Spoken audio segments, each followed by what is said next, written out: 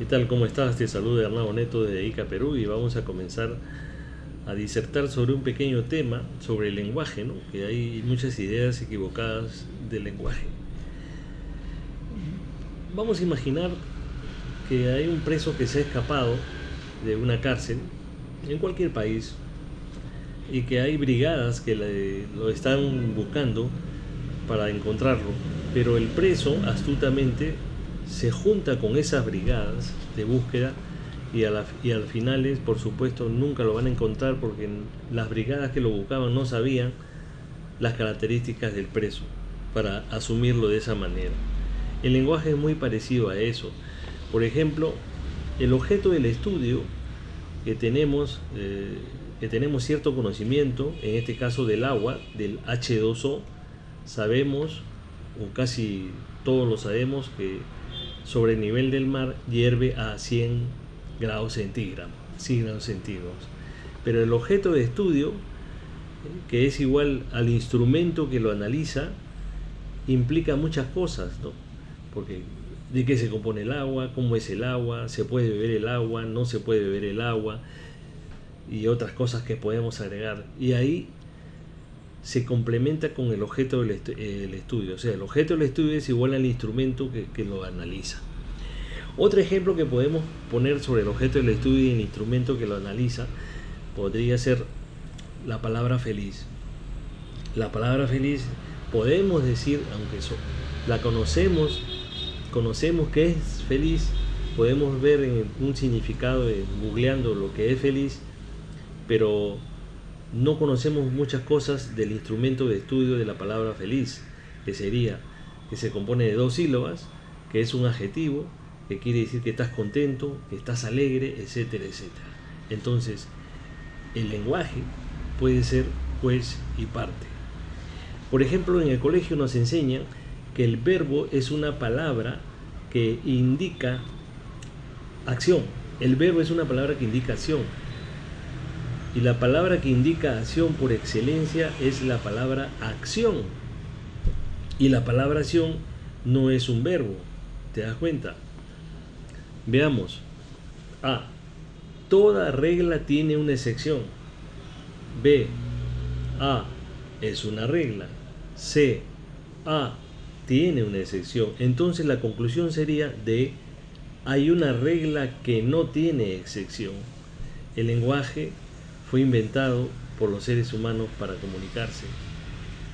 Eso es lo que dicen, ¿no? Pero el lenguaje ya estaba ahí porque nos comunicábamos de diferentes formas en la antigüedad. El significado es aquello que conecta una palabra con el objeto. Por ejemplo, conocemos un perro. Conocemos el perro porque nos han enseñado nuestros padres, nuestra madre, nuestros tíos, nuestros hermanos mayores en el colegio, y nos indican que es un perro. Pero en realidad conocemos al perro, el instrumento de estudio.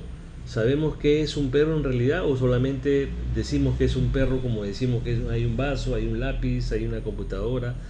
Pero el estudio, el instrumento vendría a ser que el perro es un animal, que es un cuadrúpedo, que es un mamífero, y que es doméstico y que nos puede ayudar en ciertas tareas, en ciertos trabajos.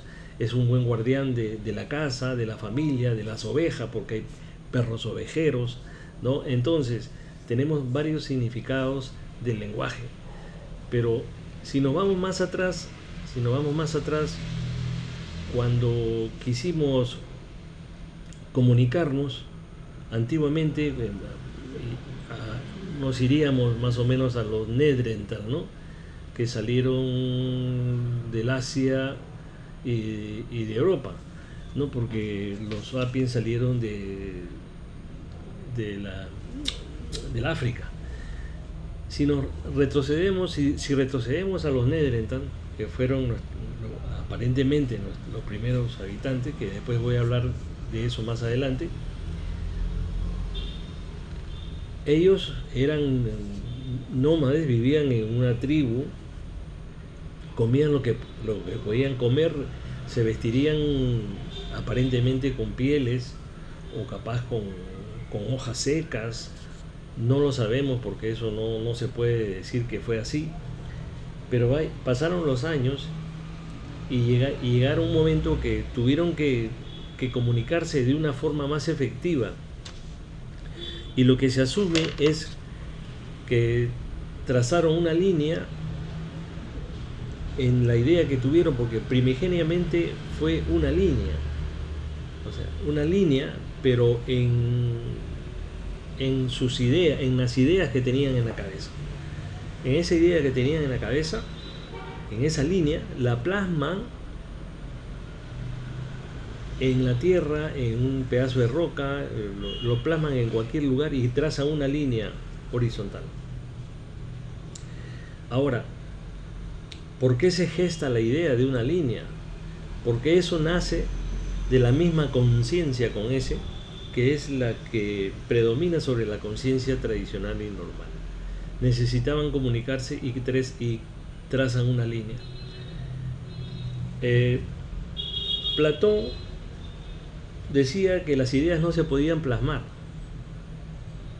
pero Sócrates le refuta y le dice que las ideas se pueden plasmar. Te estoy dando una idea para que tengas el concepto de cómo se puede haber forjado el lenguaje. Entonces, con esa idea de la línea se va y se plasma en lo material y se va creando un soporte para un lenguaje.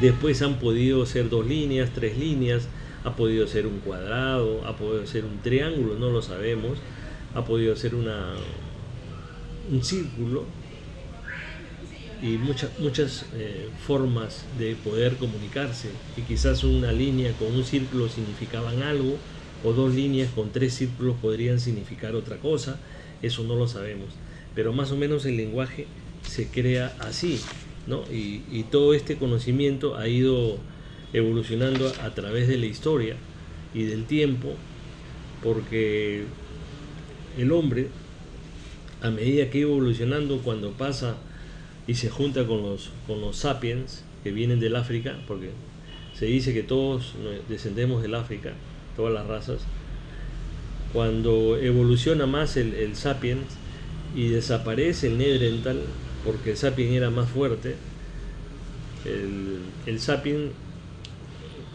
de que era cuadrúpedo, según lo que dicen, sube pues a los árboles y luego de un tiempo, una evolución baja y se vuelve bípedo, ¿no? Ya no es cuadrúpedo sino bípedo, y cuando es bípedo agarra una piedra, según son teorías, y le tira a un animal y lo mata. Entonces la piedra fue el primer instrumento, aparentemente, es una teoría, que sirvió como un arma para matar a un animal y luego empezar a comérselo, porque antes eran herbívoros, ¿no? Comían hierba, comían frutas, comían hongos, y a veces comían hongos hasta envenenados, supongo, y se morían, supongo, y fueron dándose cuenta de qué clase de hierbas o hongos podían comer.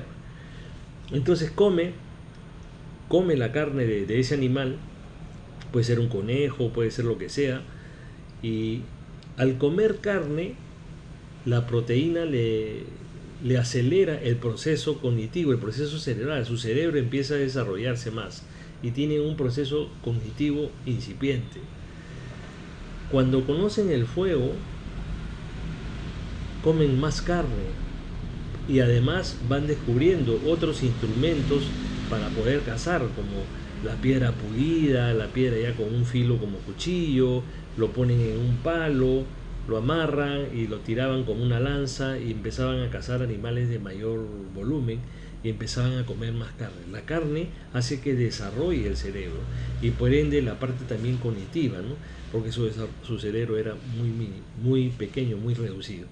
Entonces, el lenguaje más o menos se crea de esa manera, es una teoría. Nadie ha vivido, ni ha tomado fotos, ni ha hecho una escritura en esas épocas de que fue así, pero yo te lo cuento para que tengas más o menos cierto conocimiento. Muchas gracias y suscríbete a mi canal.